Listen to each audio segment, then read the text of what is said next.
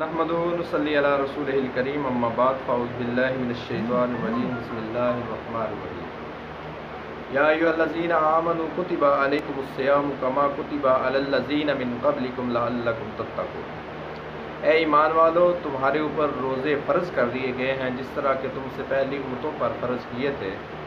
लअल्लकुम तत्तक़ून, और मकसद क्या है कि तुम तक़वा इख्तियार करो।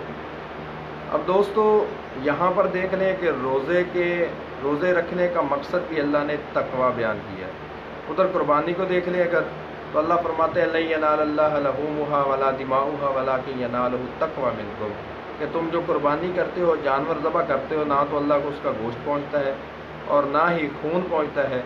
अल्लाह को क्या पहुँचता है? तुम्हारा तक़वा, तुम्हारी परहेज़गारी।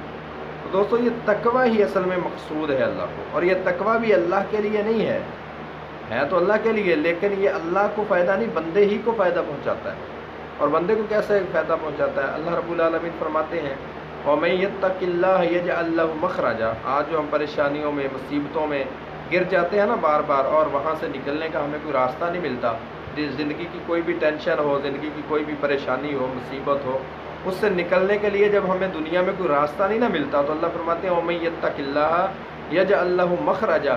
जो बंदा अल्लाह का तक़वा इख्तियार करता है ना, अल्लाह फरमाते हैं मैं उसके लिए मुसीबतों परेशानियों से निकलने का रास्ता बना देता हूँ। दूसरा फ़ायदा तक़वे का अल्लाह रब्बुल आलमीन ने कुरान मजीद ही में बयान फरमाया है। अल्लाह क्या फरमाते हैं? वमन यत्तक़िल्लाह यजअल लहु वमन यत्तक़िल्लाह यरज़ुक़हु मिन हैसु ला यहतसिब। जो बंदा अल्लाह का तक़वा इख्तियार कर लेता है, जिसके अंदर तक़वा पैदा हो जाता है, अल्लाह फरमाते हैं उस बंदे को अल्लाह ऐसी जगह से रिज़्क़ अता फरमाते हैं कि उस बंदे का गुमान भी नहीं होता कि मुझे इस तरीके से भी रिज़्क़ मिल सकता है, मुझे इस जगह से भी रिज़्क़ मिल सकता है, मुझे इस काम से भी रोज़ी मिल सकती है। तो अल्लाह रब्बुल आलमीन जो बंदा तक़वा इख्तियार करता है उसको उस जगह से रिज़्क़ अता फरमाते हैं कि बंदा सोच भी नहीं सकता कि मुझे यहाँ से रिज़्क़ मिल सकता था। आप आज़मा कर देख लें, आजमाइश जो है शर्त है, आप आज़माएँ, तक़वा इख्तियार करें। तक़वा क्या है? असल में तक़वा ये जान लें कि तक़वा है क्या चीज़। तक़वा ये है कि अल्लाह के डर की वजह से गुनाहों को छोड़ देना। तन्हाई है, कोई देखने वाला नहीं है, कोई सुनने वाला नहीं है, आप बिल्कुल तन्हा हैं और आप वहाँ पर आपको गुनाह का कोई भी, अल्लाह की नाफरमानी का मौका मैसर है, आप सिर्फ़ अल्लाह के डर की वजह से उसको छोड़ देते हैं, तो इस चीज़ का नाम तक़वा है। दूसरे लफ्ज़ों में तक़वे को इस तरह समझ लें कि जिस तरह खारदार झाड़ियों में से बंदा अपने दामन को बचाकर, अपने लिबास को बचाकर गुज़रता है कि कहीं ये झाड़ियों में न उलझ जाए, इसी तरह गुनाहों, नाफरमानियों और अल्लाह की नाफरमानियों से अपने आप को और अपनी जान को, अपने दीन को गुनाहों से बचाकर निकल जाना, इस चीज़ का नाम तक़वा है। तो रोज़ों का असल मकसद जो है वह तक़वा है।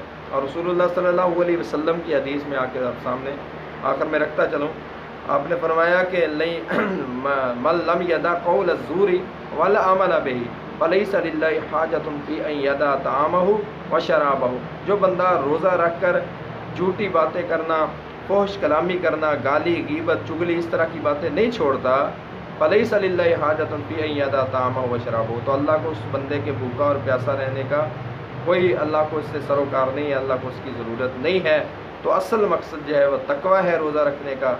बाकी 11 महीने जो रब हमें खिलाता है, तो वो रमज़ान के महीने में भी हमें रोज़ी दे सकता है, लेकिन अल्लाह आजमाइश करना चाहता है कि कौन बंदा है जो मेरा तक़वा इख्तियार करता है।